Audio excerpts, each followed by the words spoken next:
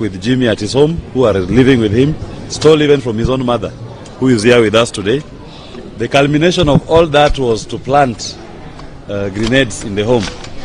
And yesterday, despite the existence of court orders stopping the arrest or detention of Mr. Jimi Wanjigi, we saw a high-handed act by DCI, Nairobi Regional Office, together with some officers from the head office, ignore that high court order to illegally arrest Mr. Jimi Wanjigi, and they took him to Kamukunji police station, where they kept him overnight.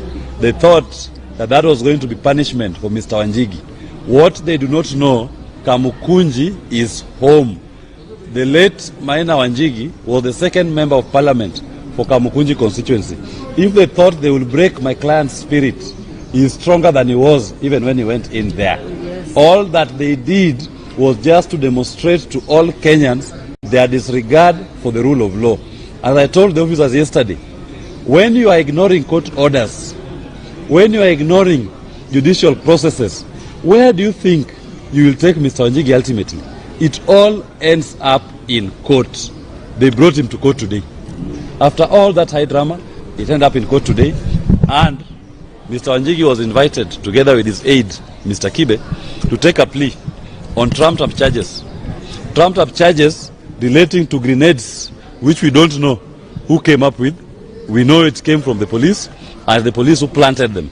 They are trying to fix it, that Mr. Wanjigi had grenades in his home. The second charge they were raising in respect to firearms, that he has firearms without a firearms certificate. The High Court of Kenya had reinstated Mr. Wanjigi's firearms certificate and had ordered the Firearms Licensing Board to obey that order and reinstate that certificate and honor it. They have refused, and they are purporting to have revoked it afresh. The High Court also had equally ordered DCI and DPP and IG to return Mr. Wanjigi's lawfully licensed firearms. Which court order, I was reminding the court today, DCI Kinoti refused to honor.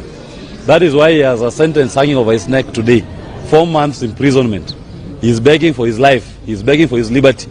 That which he denied Mr. Wanjigi when he was in office. Those firearms were returned by Mr. Men. We don't know how again the same DCI turns around to want to charge Mr. Wanjigi for being in possession of illegal firearms, which were issued to him after a protracted court battle that led to the conviction of George Kinoti, who is now crying wherever he is for freedom. He thought he was denying Wanjigi's freedom. He is the one now crying for his freedom. Wanjigi is here, free like a bird.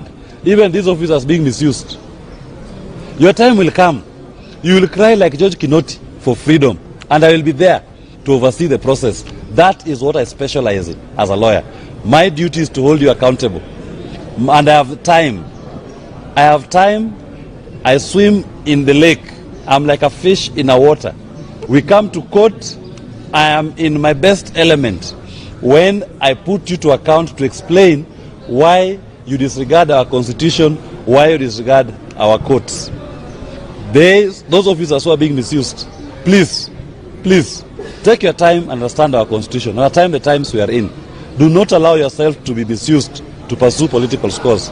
As I told William Ruto yesterday, Jimi is here. If you want a political battle with him, don't involve innocent police officers. Take on him head on. Let's have a debate. Debate him on the issues that he's been educating Kenyans on. The issue of economy, the issue of debt, the issue of how you are taking odious debt in the name of the people of Kenya, the issue of how our youths are unemployed, how our people are hopeless, how you led to a collapse of our healthcare system.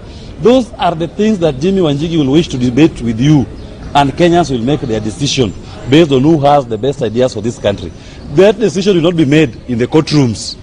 You are wasting our time and wasting everybody's time by when you keep invading Jimi's home and you keep dragging him to these courts on trumped-up charges. Face your equal. Deal with him as your equal. Leave the innocents. If you fear him, then say so.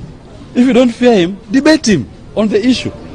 We are happy that the court has seen it fit and has listened to our application to defer the plea taking, and a ruling on that will be made on the 12th of September.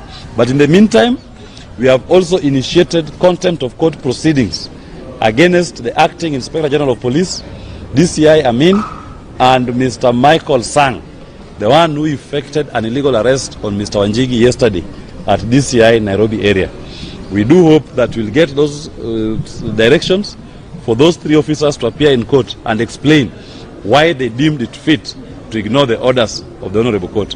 We have also taken out contempt of court proceedings against the chairman, Mr. Rashid Yakub, of the Firearms Licensing Board, and all his other board members for contempt of court for refusing and neglecting to obey and to give full effect to the orders that were issued by the High Court in JR number 46 of 2018 that reinstated Mr. Jimi Wanjigi's firearms license certificate.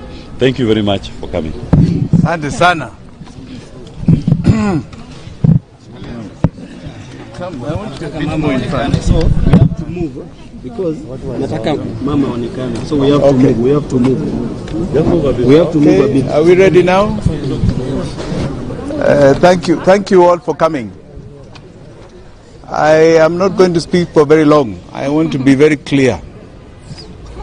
First, let me thank God for bringing us this far.